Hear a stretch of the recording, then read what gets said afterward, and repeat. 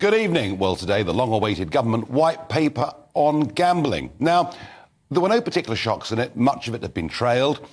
And many of the demands that are coming from legislators, bookmakers, had been to a certain extent complying with already. But the big change is that since this legislation was updated, or needs to be updated, is the growth of online gambling. You know, you could argue that every laptop basically puts you inside Las Vegas. But if you think about it, everything in life's a gamble. We take gambling decisions every time. Our pensions are based on the stock market. Our biggest industry, financial services, is based on a whole series of calculated gambles that take place every day. And the desire to have a bet on the horses, to trade the markets, to do whatever it may be, it's something that is there within many millions of us. And I know this because I'm a punter. I like to have a bet. I thoroughly enjoy it. I promise you, I'm not obsessive about it. I don't have a problem with it. It's something I really, genuinely enjoy doing. And I'll be betting on the cricket this summer when Australia come over, and no doubt on some of the big flat races too.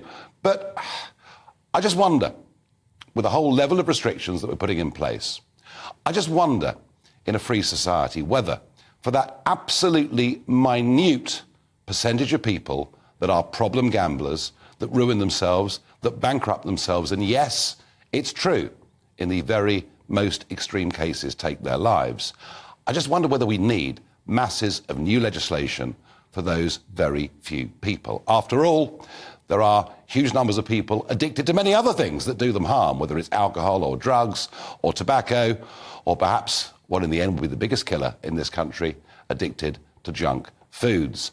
I just wonder whether we need to go this far, because we should live in a society where we're grown up enough to make our own choices. And the one thing in this proposed legislation that really gets my goat is that 18 to 24-year-olds should be limited on the size of stake they can put on online. So we're treating people aged 24.